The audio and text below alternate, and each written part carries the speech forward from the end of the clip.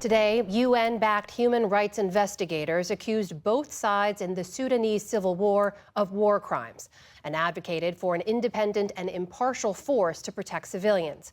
As a series of reports that we've presented here on the NewsHour in recent weeks have shown, the area is devastated, with more than 10 million people displaced, millions hungry, and tens of thousands killed. Nick Schifrin speaks with a U.S. diplomat working to address what's become the world's largest humanitarian crisis.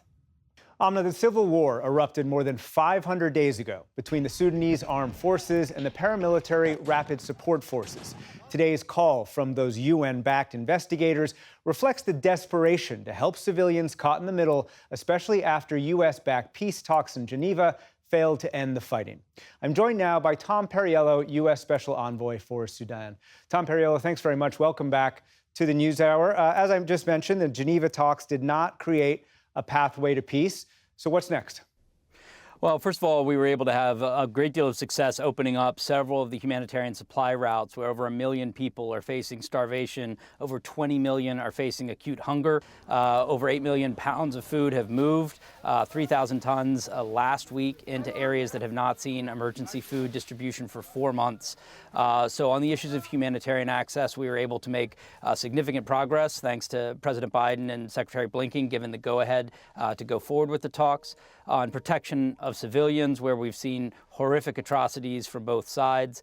We were able to get the first code of conduct commitment from the Rapid Support Forces. We have much more to be done on both humanitarian access and civilian protection. And ultimately, of course, the goal is a cessation of hostilities. So how do you end this war next? Do you try the same approach that you've had already? Try and get the Sudanese armed forces, which did not show up in Geneva, and the Rapid Support Forces together again, as you have been doing for many months, if not longer than that? We built a team of partners from the region, along with the African Union and United Nations, that were able to be working with both the RSF and the Army on really, really important life-saving steps to try to address this famine and civilian protection. That's why I think we're able to build this larger diplomatic coalition to try to push for peace. You're describing basically taking the same steps you already have, but with all due respect, they have not worked. As we've said, the Sudanese armed forces did not show up in Geneva. You've had previous talks in Jeddah. Can you focus on some of the external actors that are fueling this conflict? Can you get the UAE to stop sending weapons to the RSF? Can you get Egypt to stop supporting the Sudanese armed forces? Can you get the actors that have been trying to put their thumbs on the scale to stop doing so? We're pushing hard to extend the arms embargo for all of Darfur. We believe that not only needs to be extended, but we need to see greater enforcement. The United States continues to raise the costs on those individuals that are committing atrocities on both sides, as well as some of the businesses that are aiding and abetting in that effort. We're trying to build more partners coming in who can be part of doing that. Do you have any leverage at all over external actors, who I mentioned before, many of whom are U.S. partners, when many of those capitals are hedging 2 months before the election?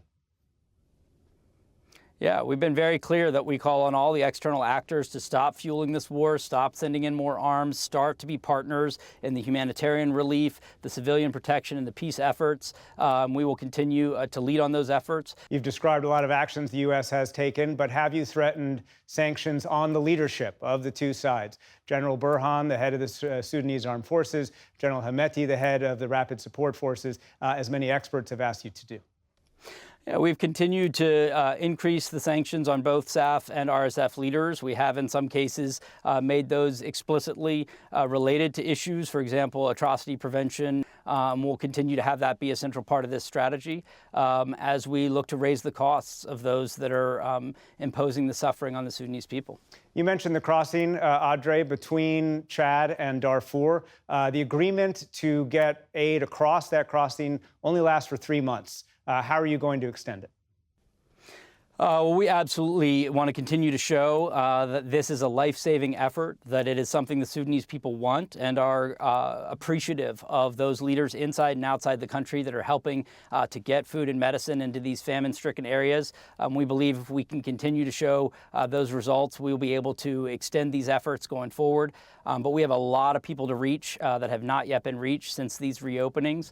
As I said at the top of the segment, UN-backed human rights investigators called today for, quote, independent, impartial force to protect civilians. Of course, force being the operative word there. That could include boots on the ground. Is that an idea you endorse?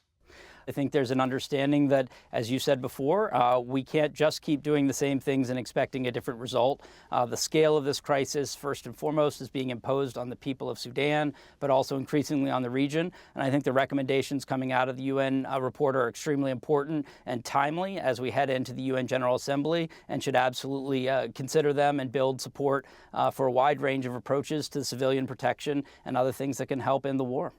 Let me read you a statement by the Deputy Chairman of the Sudanese Sovereign Council, Malik Agar, to my colleague Layla Milana Allen during her recent trip to Sudan. Quote, "The U.S. administration, they have never come here. We have an envoy who's never put a leg in Sudan. If you're serious to solve a problem somewhere, why don't you come and meet the president in this country? Why don't you meet us in our country?" But this is not happening. Well, I've traveled to Sudan before, and I traveled to Adre earlier, tried to come to Port Sudan, but was blocked by the government in the early parts of my tenure. More recently, we put a trip together that our diplomatic security team said would require me to just be at the airport. We communicated that. They rejected that offer, and we completely respected them rejecting that offer. But every week, I'm meeting with Sudanese people from all 18 states, hundreds and hundreds of Sudanese that I meet with virtually each week, as well as thousands from the refugee and diaspora community. So we'll continue to meet every day, every week with the Sudanese people, and hopefully that will involve a trip to Port Sudan sometime soon. Tom Perriello, thank you very much. Thank you, Nick.